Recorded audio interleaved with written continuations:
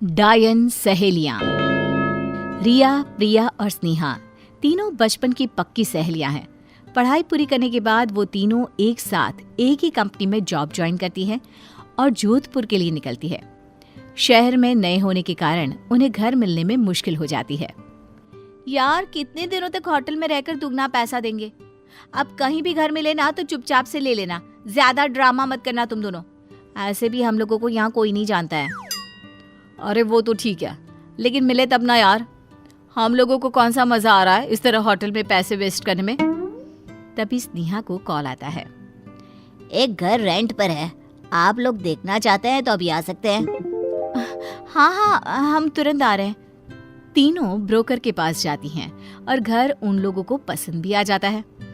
ये फाइनल कर दीजिए, हमें ये पसंद है। ओके, आप लोग कल से ही यहाँ शिफ्ट हो सकते हैं। तीनों सहेलियां उस घर में रेंट पर रहने लगती हैं। सब कुछ अच्छा चल रहा होता है।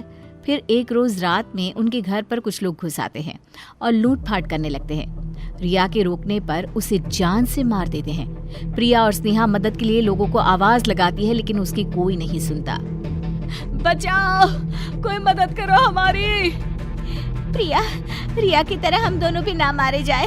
तू भाग, मैं इनको रोकती हूँ। नहीं, मैं तुम्हें छोड़कर नहीं जाऊंगी। मेरी बात मान प्रिया। गुंडे उन दोनों के साथ जबरदस्ती करने लगते हैं और प्रिया जैसे तैसे भाग निकलती है।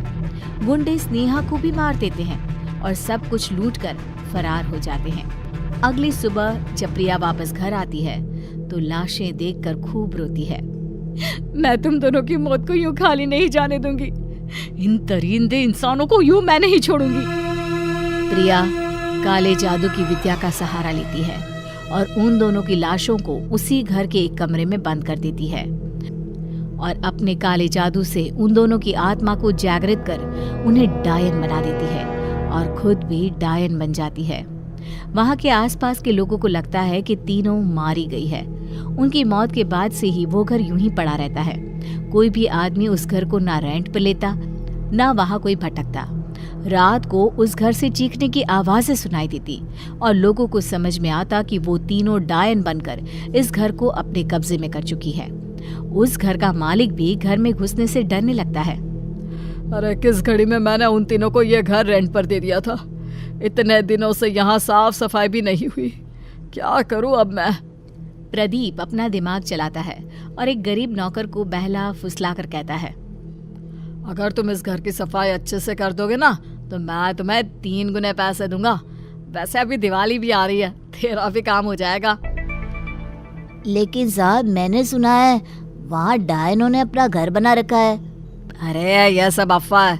देख ले, तेरे पास खाने के लिए पैसे तक नहीं है। मुझे क्या है, इतने पैसे में तो कोई भी काम कर देगा। नहीं साहब, मैं करता हूँ, अब चिंता मत कीजिए। नौकर घर के अंदर चला जाता है और पूरे दिन साफ सफाई करने के बाद बुरी तरह थक जाता है। साहब ठीक ही कह रहे थे, यहाँ कोई डायन वायन नहीं है। चलो यहीं सो जाता हूँ, कल सुबह चला जाऊंगा। नौकर उसी घर में सो जाता है और आधी रात होते ही उसे चीखने और चिल्लाने की आवाजें आने लगती है। बचाओ! इन दरिंदों से हमें बचाओ! बचाओ! नौकर उठता है और इधर उधर देखने लगता है, लेकिन उसे कुछ दिखाई नहीं देता। फिर एक बंद कमरे में उसकी नजर पड़ती है। ये हमरा वहम होगा। इतना सुन लिबा है इस घरवा के बारे में कि हमरे कान बजने लगे हैं। अरे यार, ये कमरा तो हम साफ ही नहीं किए। अच्छा अभी कर ले बता, नहीं तो साहब को मौका मिल जाएगा पैसवा काटने का। नौकर उस अजीब से बंद कमरे को जैसे ही खोलता है, उसके पैर से कुछ टकराता है।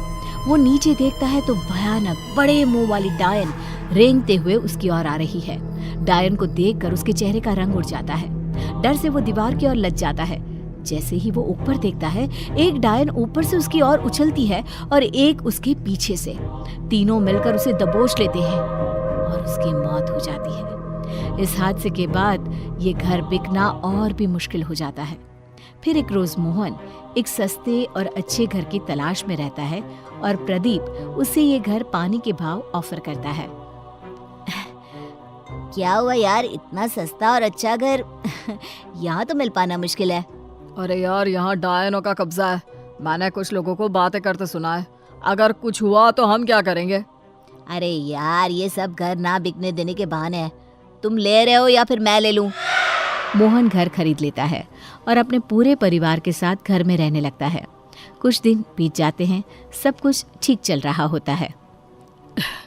मैं बेकार में ही टेंशन ले रहा था, सब कुछ तो सही है। उसी रात मोहन का भतीजा खेलते खेलते उस बंद कमरे को खोल देता है। उस कमरे में बहुत अंधेरा होने के कारण वो रोने लगता है और जैसे ही उसकी माँ उसकी आवाज़ सुनकर उस कमरे में जाती है, कमरा खुद ब खुद बंद हो जाता है और तीनों डायन जोर जोर से हंसने लगती है और उन दोनों को मार देती है। डायनों की आवाज़ें घर में गूंजने लगती है।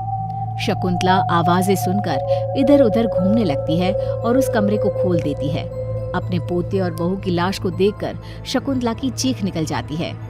तीनों डायन घर में घूमने लगती है।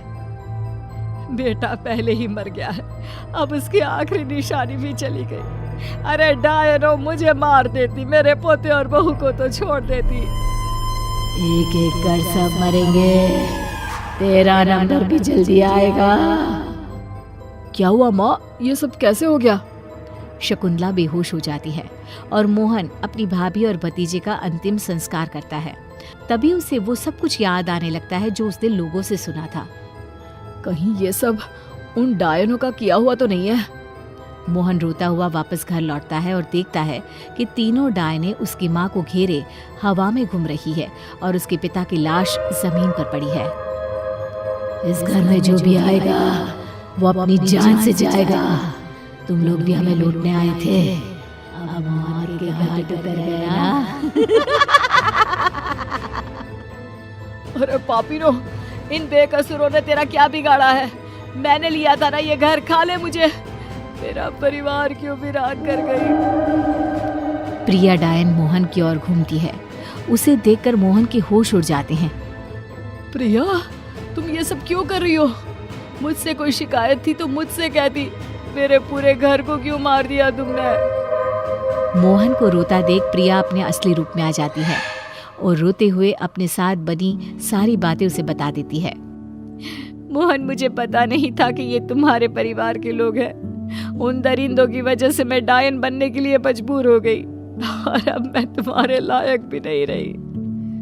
तुम चिंता मत करो प्रिया, तुम तीनों को न्याय मैं दिलवाऊंगा। मोहन उन गुंडों का पता लगवाकर उन्हें उम्र कैद की सजा दिलवा देता है। रिया और स्नेहा की लाशों को जलाकर उन्हें इस दुनिया से मुक्ति दिला देता है और प्रिया से काला जादू छोड़कर उसे पहले की तरह आम लड़की बनने को कहता है। बाद में दोनों शादी करके खुशी खुशी उसी घर में रहने लगते हैं।